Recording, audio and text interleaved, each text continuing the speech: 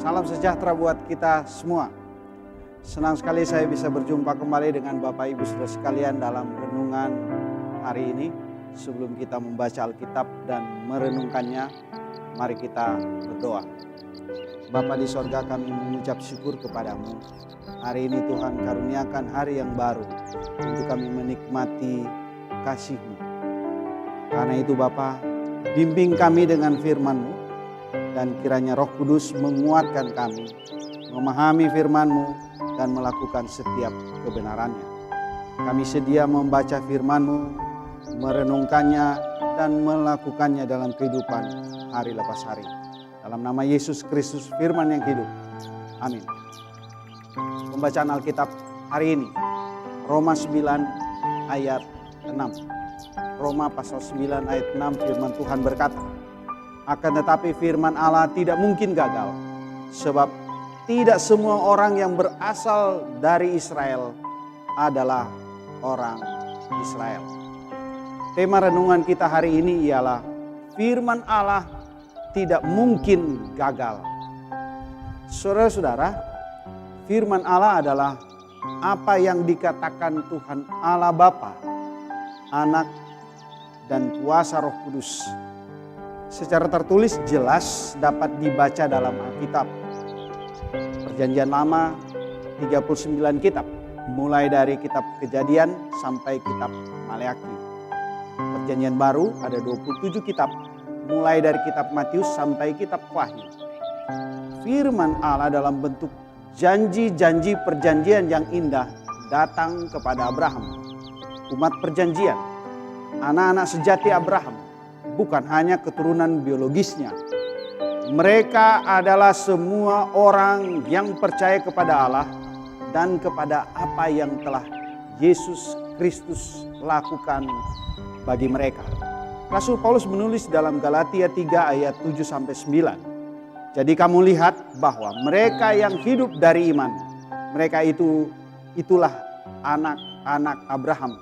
Dan kitab suci yang sebelumnya mengetahui bahwa Allah membenarkan orang-orang bukan Yahudi oleh karena iman, telah terlebih dahulu memberitakan Injil kepada Abraham. Olehmu segala bangsa akan diberkati. Jadi mereka yang hidup dari iman, merekalah yang diberkati bersama-sama dengan Abraham yang beriman itu. Mari kita belajar dari bacaan hari ini, Roma 9 ayat 6, bahwa firman Allah tidak mungkin gagal. Benar, firman Allah yang berisi nubuatan atau janji-janji keselamatan melalui umat Israel dan juga dialami oleh non-Israel. Dimaksudkan semua orang tanpa terkecuali memiliki kesempatan yang sama untuk memperoleh keselamatan. Karena itu firman Tuhan tidak mungkin gagal. Karena perhatikan kata Rasul Paulus pada ayat 1 sampai ayatnya yang kelima. Aku mengatakan kebenaran dalam Kristus, aku tidak berdusta. Suara hatiku bersaksi dalam Roh Kudus bahwa aku sangat berduka cita dan selalu bersedih hati. Bahkan aku mau terkutuk dan terpisah dari Kristus demi saudara-saudaraku, kaum sebangsaku secara jasmani, sebab mereka adalah orang Israel.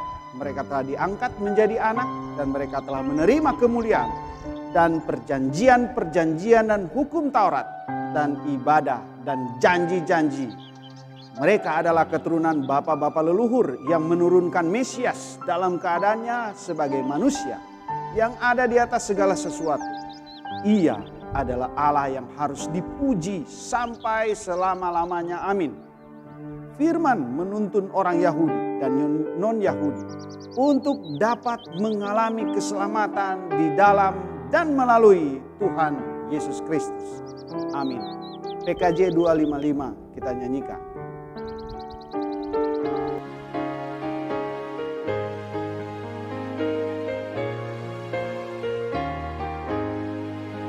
Firman-Mu ku pegang selalu, saat duka, saat senang.